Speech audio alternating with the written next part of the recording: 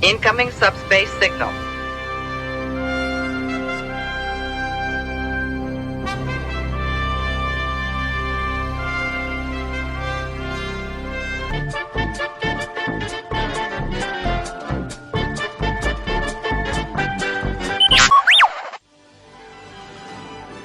You are watching Central Valley Geeks. Please welcome our host and resident geeks, Scott and Shawn. I'm back, baby! Welcome back to the Central Valley Geeks. I am Scott. This is Shawn. Today we're going to talk about Ahsoka Episode 6, Far, Far Away. The episode opens with Ahsoka and Huyang flying via the whale's mouth, which is cool. Don't get me wrong, that's cool. Ahsoka tells Huyang that Sabine gave the map away over to Baylan willingly, but she didn't tell Hera that. And Huyang and Ahsoka converse a little bit. Then they talk about histories of the galaxies, parts 1, 2, and 3, with the first one being the best. And there's a lot of meta commentary that this is kind of a reference to the trilogies, the first trilogy, the second trilogy, and the third trilogy, with the first trilogy being the best. So it's kind of funny. And then after Huyang decides to tell a story about a galaxy far, far away, we don't see Ahsoka again in the episode in a show that's called Ahsoka. There are only 8 episodes of this show. If this was a 26 episode season, I would be totally fine with ignoring the main character for an episode or 2 every here and there. But we're talking about less than 6 hours.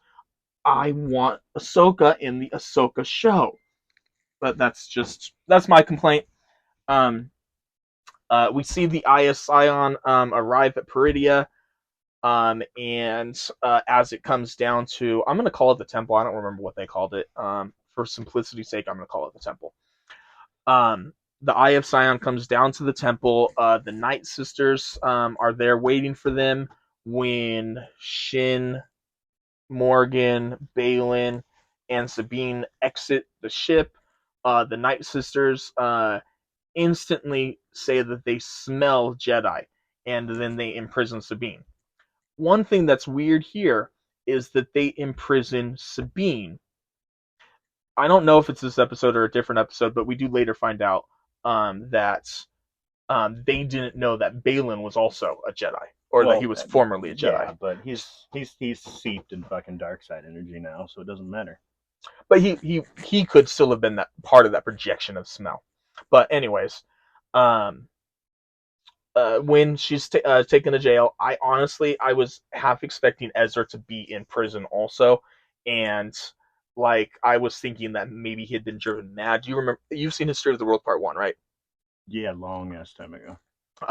In the French Revolution segment, the girl who says she's going to sleep with the king gets her dad released from prison, but he's gone totally insane. Yeah, that's how I pictured Ezra. Yeah, I totally wanted that old man from History of the World Part 1 to be Ezra.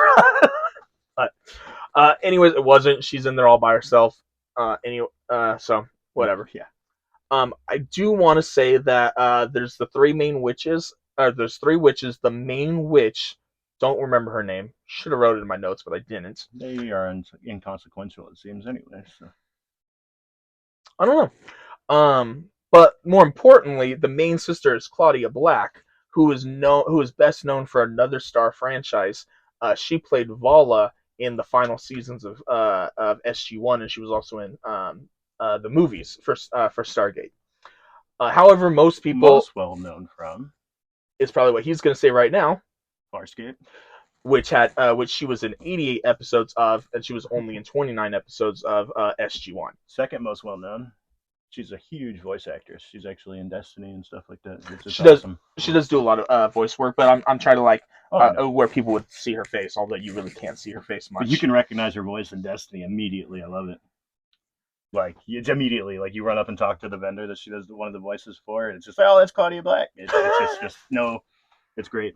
I need, one of these days I need to watch Farscape. Maybe it's good. Maybe we'll do a retro. I'm always thing down like for this. Farscape and Lex, which is a different show. Now I'm talking to you. Yeah, Lex with 2 X's.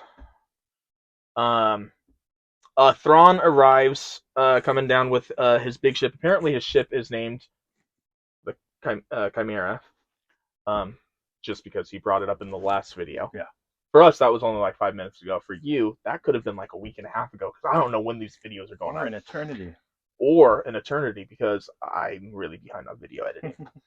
But Thrawn arrives, and his entire stormtrooper people, who are named the Night Troopers, are just chanting Thrawn, Thrawn, Thrawn. He's basically become a god to them. When I first watched the episode and they had all the red bindings around them, I initially thought it was like it was supposed to be like red duct tape holding their armor together. That would have been much cooler. Yeah, instead they were like red bindings. They were fabric. They were supposed to symbolize the Night Witches. I don't know. I would have preferred like the duct tape holding their armor together, because then that would have shown the struggles that they've been through while on this planet. I don't think they've went through any struggles, to be honest. It didn't look like they've had any problems whatsoever, and they've just been kind of chilling. I'm just saying it looks that way. When we talk about the next episode, you may actually like a theory that that's online, which would indicate the trouble that they're in. But then you got Enoch, the main guy, who he replaced the face of his helmet with the face of it looks like I don't want to be offensive. I'm gonna say Japanese. If it's Chinese, I'm sorry. It looks like a Japanese samurai style mask from like 1,000 years ago. Pretty cool looking, but completely out of I don't want to say touch, but completely out of the normal for the stormtroopers, because none of the other stormtroopers are like that. None of the stormtroopers we've seen since them have been like that. The biggest difference in stormtroopers we've seen was Phasma, where she had the silver armor, and she was killed unceremoniously, stupidly. But we're not talking about that movie. And then something else happens, and Thrawn acknowledges the agreement that Sabine and Balin had, and he actually gives her weapons back, including her lightsaber. And in an earlier episode, I'm not sure if I mentioned this in an earlier video, when Hu Ying was going over the hey, I've helped everyone build lightsabers except for like the last 18 years. He I don't remember where I was going with that.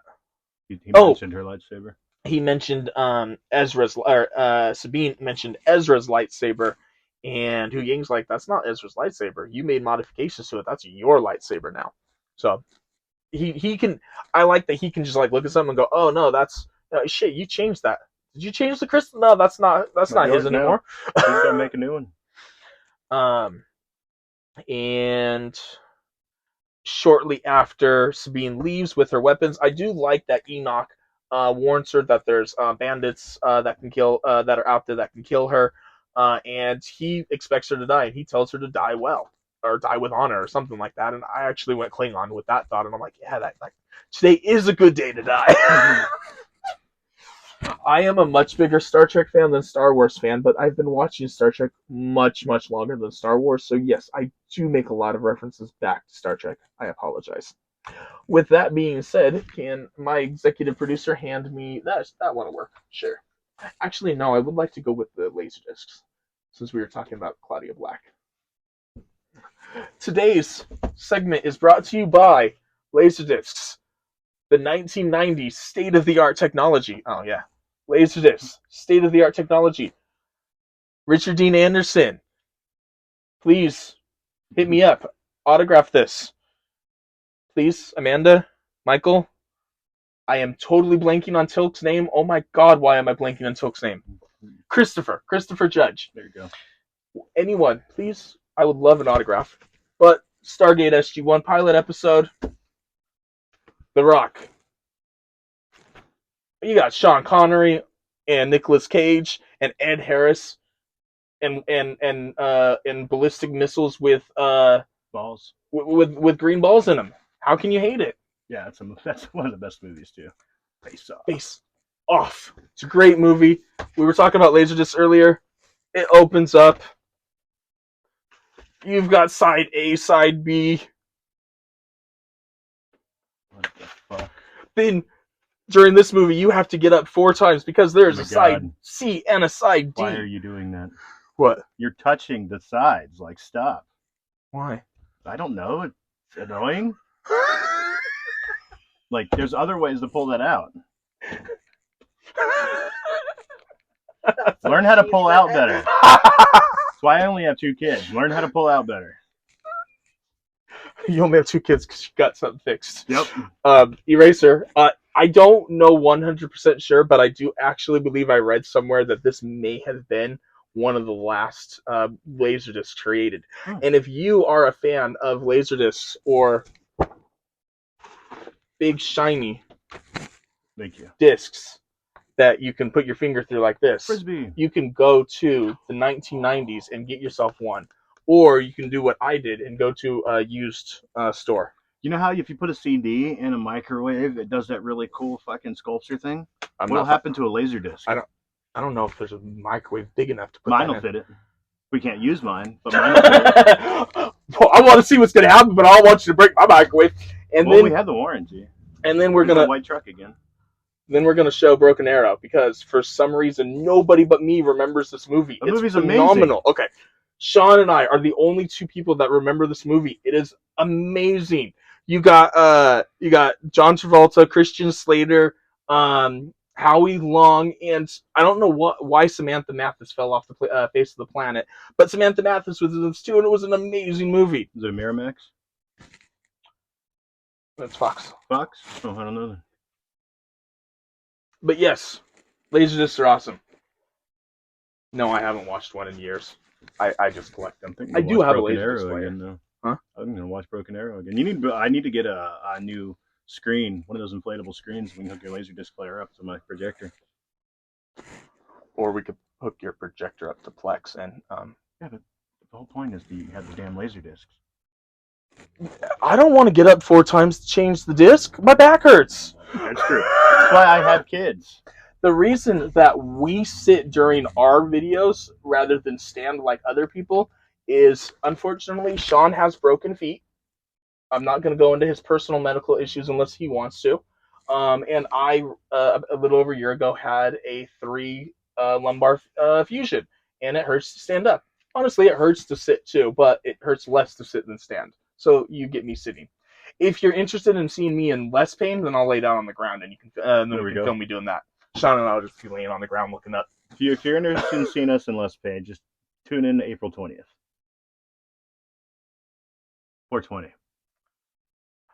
I'm not sure if I want to cut that or not. Why? We'll do a thing on 420. No, because still I technically work for the fruit company. So? I don't You're want... not apt. You haven't said anything about them. You haven't. Oh, It's legal. But federally it's Legal. not. Yeah, there It doesn't is matter. It's legal. Like, it's legal in this state. They can't. Well, But and yeah, you're fine. Yeah. no, I won't bring it up again. and Newsom did make it so that you can't be be turned down for a job if you test positive for it. So it's probably completely fine. But it's just one more thing. But yeah, I just to worry about. Yeah, I'll be pro marijuana after I'm done with the fruit company. There you go. Not the one on the loom. I usually tell people I work for Banana. Oh, there you go. Okay, anyways, all that's going to get cut out. The pear company. Future editing, Scott. Make sure you cut all of that out. Yep. Don't forget. Well, I can just say a bunch of stuff that'll make you remember. No, we're good. I don't remember. Okay, we talked about Claudia Black. We talked about the troops, the duct tape. Okay, so after Sabine leaves with her weapons, at first I thought that the animal's name was a Tota. Then it's referred to as a howler, and it's referred to a Tota again later. I'm thinking that Tota either is the animal's name or it means the word down. Or it's the imperial designation, and howler is what the people locally call it. Yeah, but you don't. That's a Tota. Like how the Empire would categorize everything. You know what I mean? Right, but you wouldn't go to your dog And I call my dog different names all the time. yeah, but when you're trying to get your dog to lay down, you don't just sit there and say Buster, Buster, Buster, because he's gonna look at you like, what do you want? Are you gonna give me Dipshit. food? Are you gonna give me something? You gonna pet me? Yeah. If you're just saying their name, they're expecting something. You have to say the word down. Down, or And usually lay down, or get the fuck down. usually with the dog, you're even like putting your hand down so that they get the gesture. That makes sense. To be fair, when Sabine is talking to the Howler or Tota, she does do the hand motions when she's telling it to get down. Well, maybe that is it. But I don't know if it's a Tota or a Howler. And in my notes, I pretty much stay with the term Tota until the final episode. I do change it to Howler. I don't know why I did that in my notes, but good luck keeping up with that. And after Sabine leaves, we see Thrawn, Shin, and Balin. I'm not 100% sure if Morgan was in the scene or not. I don't remember. But Thrawn comments to Balin that after she's gone, he says a certain amount of time. I don't remember what it was. He says you can follow. And this is the first time we actually see um, an uncomfortable reaction from Shin. Shin looks at Balin with shock that they're going to go after Sabine because she thinks that they're going to honor the agreement. And then Thrawn, after she says such, Thrawn spins it around, and he's like, "Oh, I'm going to honor the deal, but I'm going to honor it in a way that, yeah, she can get to Ezra, but then I'm going to kill them. Yeah. I still honored the deal. I gave Ezra to her." And then after they leave, and he's talking to Morgan, so I'm guessing Morgan is up there. And it may not even be the scene, but he makes a comment that it's more important for them to get off this planet than for them to kill Sabine and Ezra, because if they leave, they're still stranded. Shortly after this conversation, Sabine gets attacked by bandits, and her Tota completely abandons her. To be fair, I think this Tota thought she was a goner. He's Or like, it was "Oh just- fuck, these 6 bandits are gonna kill her in a minute. I'm gone." And then when she easily kills them. There was like surprisingly well she killed them. And then the Tota's like, "Oh hey, this chick knows her shit, so I'm coming back." And she's mad at the dog or the Tota. I loved it. She's like yells at him, "You abandoned me!" I just thought that was funny. And then she forgives the Tota, and she's walking with the Tota, and then the Tota sniffs the air, and he takes her to an area, and he starts drinking out of a puddle, and she's like, "God damn it, you were just thirsty." And then a rock wakes up, and the rock wakes up. This is a Noti, Noti, and the Noti that she's talking to sees her rebel symbol on the pauldron, and he pulls out his rebel symbol, and she's like, "Oh wait a minute, you must know Ezra, because that's the only way that that's possible." And then the little Noti says something in Noti language, and all these other rocks come alive too. And then they come together, and they kind of like huddle, and they're talking, and Sabine's just, she's not doing it for very long, but she is just standing there for like a good 5 to 10 seconds. And then she's like, wait, guys, you guys know Ezra Bridger. And then one of the Tota says, Ezra Bridger. And then they obviously go towards Ezra Bridger. The Noti take her to its village. Oh, this is a short description. After walking through the village, the Noti offers her some food. She turns down the food, and then she just kind of stands there like she's exhausted or lost in thought or whatever. And she's kind of looking around. She's only looking around at max a 180-degree view. So she's just kind of like looking like this. She could have at least fully turned her head. And if she would have fully turned her head, she would have seen Ezra was standing right behind her, because this dude comes out of his mobile home. And he's just chilling right up against the door like he's Mr. Badass. "Oh, I knew I could count on you." The hell? Like, you're just standing there? I'm sorry, if I hadn't seen the person who I consider my sister in 7 to 10 years, I wouldn't have just been chilling on the wall. I would have ran up and hugged her. But maybe that's just me. I love my sister. You don't have a sister, do you? But if you were a Jedi in those 7 to 10 years, you would have done your best to just take out Thrawn, so this wouldn't be a problem in the first place. What? Nothing. Never mind. I don't like this storyline with Ezra or whatever the hell his name is. Yeah, Ezra. Yeah, it's dumb. But okay, continue. I know I'm not disagreeing. I kind of like. There's some stuff I like about Ezra. There's some stuff I like about the character. I just think to him being stranded here for however long it's been and doing nothing. We don't know that it's not. In the next video, we're going to talk about what that nothing actually may have been. And like I said, I think you're going to like it. They discover Thrawn's troop. Then we discover, not them. They don't know shit. We discovered that Thrawn's troopers have to unload the catacombs at the temple before they're able to leave the planet. This is going to take 3 rotations. We don't know if it's 72 hours. We don't know if it's 48 hours. We know it's going to take 3 rotations. Again, I'm assuming it's the rotation of this specific planet. And at this point, we basically... So they basically are like, we have to keep Ezra and Sabine at bay until we leave. Oh, so Thrawn, at this point, Thrawn's like, okay, so if we can get the ship loaded up with the catacomb stuff and get out of here in the 3 rotations and hold them off, make them stay away, we're good.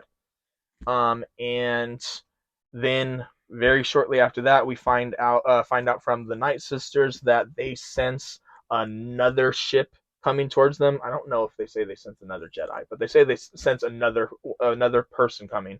And Baylan instantly knows that it's Ahsoka, and he even mocks Morgan about it because Morgan says that's not possible. Baylan assured that he's dead, and Thrawn's like, Night Sisters and Jedi have pretended to be dead forever. They use it as cover. Come on. Every Jedi's pretended to be dead at one point. Yeah. He doesn't say that, but basically. It's basically the truth. So, we end with that.